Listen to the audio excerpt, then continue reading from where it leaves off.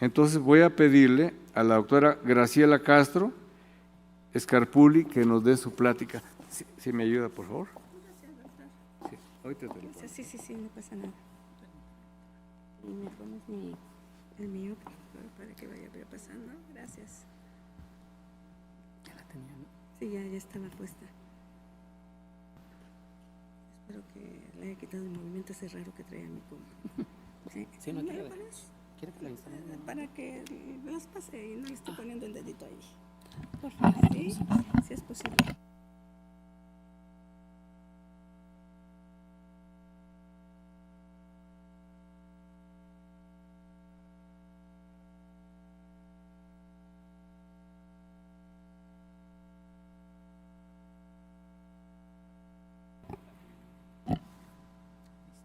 Pues de primera instancia, muchas gracias por la invitación. El doctor Miguel nos pide que nos presentemos. Yo soy un poquito tímida para presentarme yo solita, pero sí, una de las cosas importantes es hablar sobre los conflictos de intereses. Yo soy profesor de tiempo completo y exclusivo de la Escuela Nacional de Ciencias Biológicas. Soy bacterióloga médica diagnóstica y soy miembro del sistema nivel 2. Y bueno, todas las imágenes que ustedes van a ver son imágenes que se han puesto de los trabajos que han hecho los alumnos o de alguna publicación de alguno de nuestros compañeros investigadores y obviamente pues están señaladas esta referencia. A veces digo cosas que realmente no son el posicionamiento del lugar en donde me desempeño, pero yo creo que también debemos de aportar nuestro propio criterio y no solamente lo que nuestra institución nos establece. Bueno, esta es la Escuela Nacional de Ciencias Biológicas del Instituto Politécnico Nacional, que actualmente tiene dos campus, un campus en Santo Tomás y otro en Zacatenco. Yo estoy en el campus Santo Tomás para que si yo les puedo servir en algo, pues con mucho gusto. Y sobre todo, sé que hay mucha gente conectada de la población en general. Quizás aquí estemos gente que estamos en el sector salud, que hacemos investigación, que estamos al frente de los enfermos y que la importancia de esto es dar una mejor calidad de recuperación al paciente que todos ustedes como compañeros médicos tratan y los que hacemos un poco de investigación para poder apoyar en esto.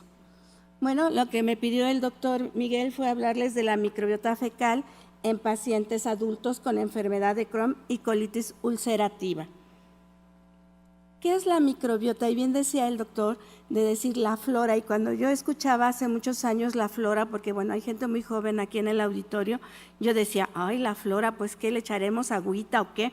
Pero realmente esto ha ido cambiando y coloquialmente aún seguimos escuchando que la gente nos dice, es que me duele la flora intestinal. Y digo, ay, ¿cómo que duele? Pero bueno, vamos a ver si podemos cambiar un poquito ese concepto y ayudar que la población mexicana en general tenga cultura y haga medicina de prevención, que es tan importante. Entonces vemos que la microbiota es el conjunto de todos los microorganismos que constituyen una comunidad. Y el microbioma, como bien ya lo dijo el doctor Miguel, es el conjunto de genomas y genes de todos los microorganismos que constituyen una comunidad. Aquellos que se pueden cultivar, que es mínimo, y aquellos que no vemos y que están dando un problema o bien que son de beneficio para el individuo. El microbioma, más o menos, constituye 10 billones de microorganismos y esto es igual a 150 veces más genes que están demostrados en el genoma humano. Efectivamente, el doctor Miguel comenta que actualmente es económico mandar a secuenciar genomas completos. Y si es cierto, yo quisiera ahora ese nanopore que le pones una molécula y te secuencia en tiempo real y podemos estar en la playa o sentados aquí y podemos ver la secuenciación cómo va de este genoma.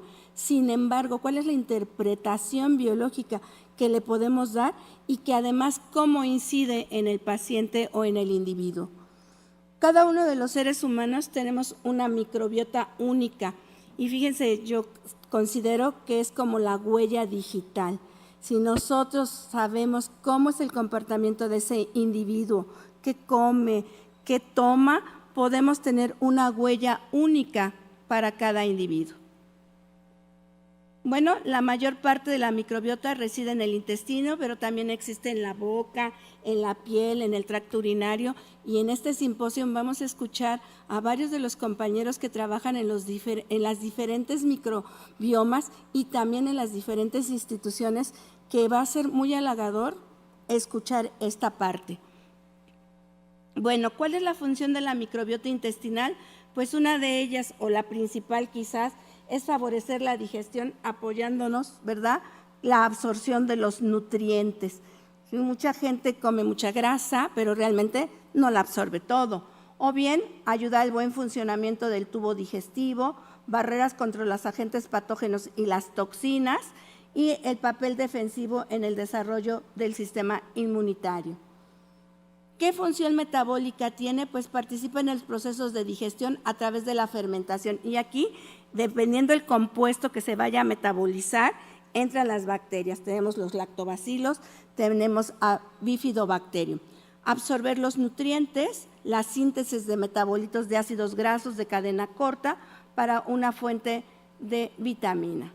Y también es una barrera de mantenimiento en que participa en la producción de moco que nos va a proteger el epitelio intestinal y también, bueno, va a tratar de eliminar las bacterias que llegan a colonizar. Sin embargo, el doctor hoy mencionó algo que por circunstancias especiales de un compañero que trabaja en el Politécnico está internado y efectivamente por el tratamiento que tuvo que dar el compañero médico de antimicrobianos hace semana y media, tiene Clostridium difficile que produce una toxina, ¿sí? Y entonces pues aquí ya tiene una diarrea causada por esta toxina. Bueno, también tiene una función defensiva y que nos ayuda a la respuesta natural e adaptativa que tiene todo ser humano. ¿Y cómo varía esta microbiota intestinal? Pues va a depender de la genética del huésped, va a depender del estado nutricional, va a depender del contacto con antimicrobianos, antifúngicos o con las quimioterapias, con la edad, ¿sí? Todo va cambiando conforme a la edad y realmente con la región geográfica. La microbiota intestinal más o menos se estabiliza entre los 3 a 5 años de edad y esto constituye la microbiota nativa del individuo. Sin embargo, esta microbiota va evolucionando y obviamente si nosotros vamos creciendo, ¿sí?, pues nos va a evolucionar. Y aquí podemos ver en esta gráfica cómo va cambiando, ¿sí?, la microbiota con respecto a la edad, ¿no? En la edad adulta se supone que está más equilibrada, que el individuo tiene actividad física, social, moral y todo, porque todo eso constituye para tener salud, ¿sí? No nada más decir no tengo una enfermedad, sino entra nuestra psicología, entra el hacer ejercicio y conforme va pasando la edad, pues la microbiota va cambiando y va disminuyendo. Por otro lado, bueno, el doctor decía ya disbiosis, de decir que es el desequilibrio que tienen los microorganismos en los diferentes hábitats, pues esto ¿a qué se puede deber? Pues a la genética, a la higiene, a la alimentación, al modo de vida. Desafortunadamente en esta ciudad es caótica, la gente no puede hacer ejercicio todos los días, pasa muchas horas en el transporte y bueno, cuando está equilibrado todo esto, pues la microbiota intestinal va a estar también equilibrada. Y bien, ¿qué son las enfermedades inflamatorias intestinales? Pues como todos ustedes saben, es el conjunto de trastornos inflamatorios crónicos que es por causa desconocida. ¿Sí? Yo hace un par de meses tuve una inflamación intestinal y era por estrés. ¿Sí? Entonces decía yo, ¿cómo no? Entonces, muchas de estas enfermedades inflamatorias son de un factor desconocido. Y tenemos la colitis ulcerativa que afecta al colon y al recto, que es la enfermedad predominante de la mucosa intestinal. Y la enfermedad de Crohn. Fíjense que hace muchos años yo trabajo con el género Aeromonas y esta bacteria está involucrada en esta enfermedad de Crohn que afecta a cualquier segmento del intestino, en forma de parches, no es una inflamación intestinal continua, sino de forma de parches. Y obviamente los síntomas predominantes va a ser la diarrea, el dolor, y aquí en esta gráfica, ¿sí?, vemos en la enfermedad de Crohn como en el intestino está estas afecciones de forma de parche, y en la colitis ulcerativa podemos ver que es continua la inflamación. Perdón. Ups. Aquí, ¿sí? Y entonces aquí en esta transparencia podemos observar cómo está afectándose en parches y continuo. Y aquí, bueno, la patología de la enfermedad de Crohn y de la colitis ulcerativa, cómo entra al intestino, atraviesa la pared intestinal y obviamente la respuesta inmune se va a activar. Y si hay una desmedida de esta respuesta inmune, lo que va a provocar va a ser lesiones en el tejido, va a haber fístulas, que esto obviamente va a provocar en el paciente o en el individuo que la padece diarreas todos los días con moco y sangre. Bueno, les vamos a hablar un poco del trabajo que se hace en el laboratorio donde laboro, en donde evaluamos la microbiota fecal en pacientes adultos con enfermedad de Crohn y colitis ulcerativa. Esto fue aprobado por el Comité de Bioética del Hospital Centro Médico 20 de noviembre y por la investigación. El trabajo se realizó por Brenda Maldonado Arriaga, José Antonio Suárez Cuenca y una servidora. ¿Qué es lo primero que se realizó? Es ver la clínica. El compañero médico hizo favor de ver toda la historia clínica de los pacientes que participaron.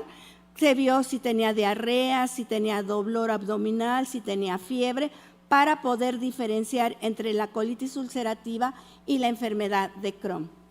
La población analizada, quizás a muchos digan, ¡ay, qué poca! Pero yo siempre pienso que con un individuo que se estudie, pues puede aportar. Entonces, aquí en esta clínica se estudiaron, ¿sí?, varios pacientes, o sea, 10 pacientes con enfermedad inflamatoria, con enfermedad de Crohn, activa y en remisión, y pacientes aparentemente sanos. La edad, el sexo, el tipo de enfermedad inflamatoria intestinal que presentaban, si tenían afectado el colon y el recto, si había presencia de sangre en las heces o no, y bueno, cuántos años tenían con la enfermedad, si tenían más de 10 años o menos de 10 años. Lo que se trabajó fue con el 16S de la materia fecal en la región variable. Se les pidió a los pacientes esta materia fecal y se llevaron a secuenciar. Aquí podemos observar, ¿sí?, las endoscopías realizadas por el doctor Sandoval Jiménez a los pacientes sanos, a los pacientes que presentaban colitis ulcerativa y también a la materia fecal de estos pacientes que estaban en fase activa. Aquí, bueno, tenemos la materia fecal. Sabemos que muchas veces podemos tener el mejor kit del mundo mundial, diré yo, y no podemos tener la extracción de DNA que queremos, y entonces tenemos que andar buscando cuál es el mejor, y esto va a depender de cada uno de sus laboratorios, ¿no?, y del recurso. Entonces, bueno, aquí podemos ver la extracción de DNA que se hizo. Se mandó al Laboratorio Nacional de Genómica para la Biodiversidad, se secuenció con Illumina y después se hizo, como bien dijo el doctor Miguel, que el doctor Suárez se pasa frente a la computadora y pues efectivamente aquí hay muchos programas en donde ustedes pueden hacer la taxonomía. ¿Es de tiempo? Sí, es de tiempo y dedicación. Entonces, aquí podemos ver en los pacientes aparentemente sanos cuáles son lo que se tiene, que son Firmicutes, Bacteroidetes, Protobacterias, Actinobacterias y Verrucomicrobia. A estos se les hizo a ver cuáles eran los géneros bacterianos que predominaban. Y uno de los géneros que predominaban era Facalibacterium, Rosaburia, y todos estos, vean cómo tenemos una microbiota intestinal de un paciente aparentemente sano muy diversa. y tan diversa que ésta nos puede mantener el equilibrio a pesar de que en algunas ocasiones la tratamos mal porque comemos irritantes, comemos grasas, etc. En los pacientes en remisión, vean ustedes cómo disminuyeron los bacteroidetes, los femicutes, ¿sí?, actinobacterias y protobacterias. ¿Y cuáles eran los géneros que se podían encontrar aquí en la fase de remisión? Faecobacterium, Rosaburia, bacteroides y obviamente disminuidos. Se detectó también la abundancia relativa de los géneros y ustedes pueden observar cómo en los pacientes sanos, en los pacientes que estaban con una infección activa y en una infección de remisión, vean cómo Fusobacterium en la activa es la que estaba en mayor abundancia relativa. En el caso de los pacientes también, Bacillofilo y Rosaburia está más en los pacientes sanos y en los pacientes en remisión. Y también pudimos hacer una comparación entre los sanos, ¿sí? Aquí podemos ver los de la enfermedad activa y los de la enfermedad en remisión. ¿Cuáles eran los géneros y grupos bacterianos que están en este tiempo, en estos pacientes que iban al hospital 20 de noviembre? Y también una de las cosas que se realizó aquí es la calprotectina fecal, que efectivamente lo que nos va a indicar es que hay una inflamación intestinal. No nos va a decir si es una enfermedad de Crohn o una enfermedad ulcerativa. Sin embargo, creemos que esta puede ser un indicador, un marcador que no necesariamente tengan que hacer una endoscopía a nuestro compañero médico porque eso es invasivo para el paciente. Entonces, esta prueba es buena. Las conclusiones que nosotros ponemos aquí es que en la fase activa de la enfermedad inflamatoria están incrementados el filum Protobacteria. Se ha propuesto que este filum sea una posible firma de diagnóstico de disbiosis y un riesgo de enfermedad intestinal.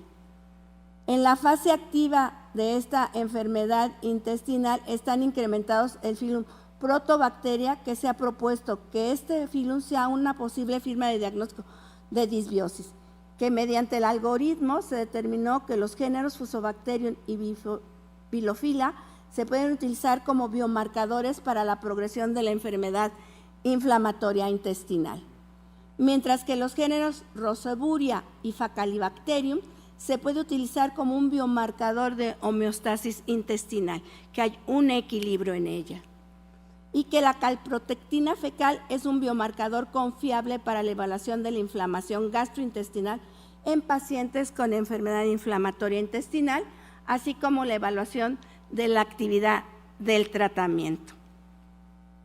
Y bueno, como no solamente hay que publicar para los investigadores, para la ciencia, sino también para la población, en este trabajo nosotros hicimos o mandamos hacer un cuento para dárselo a la población que participó en una encuesta y también una lotería para que los niños en las escuelas empiecen a conocer cómo está su microbiota, cómo la pueden cuidar y que cuando lleguen a la vida adulta y más allá de la adulta, tengan un equilibrio en su vida, ¿sí?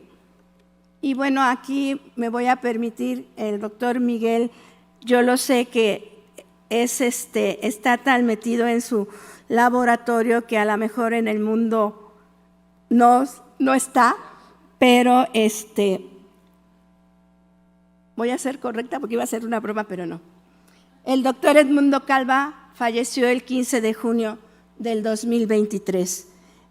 Yo tuve la oportunidad de colaborar con él y de haber recibido algunos de mis estudiantes ahí en Cuernavaca. Entonces yo quiero que estas palabras nos lleguen a todos porque para superar a la muerte hay que trascender, ¿sí? Y la manera de trascender es haber hecho algo por donde estamos, lo que cada uno de nosotros hacemos, lo hagamos con el deseo de aportar a la sociedad, de aportar a la humanidad, y que después de esta sindemia que hemos pasado, yo digo sindemia porque no solamente fue la enfermedad de COVID-19, sino también tenemos un problema muy grave con la resistencia antimicrobiana. Y todos nuestros compañeros médicos que están día a día tratando de salvarle la vida de su paciente, es frustrante porque no existe quizás algún antimicrobiano contra estas bacterias que están acabando con el mundo. Entonces, me voy a permitirlo leer. Doctor Edmundo, para superar la muerte hay que trascender, y usted lo ha superado, ya que no solo ha trascendido como investigador, académico, amante de la música, amigo, padre, sobre todo, y todos los que conocemos quizás la obra del doctor Edmundo Calva, sabemos que mucha de ella ha mejorado la vida de los seres humanos. Muchas gracias.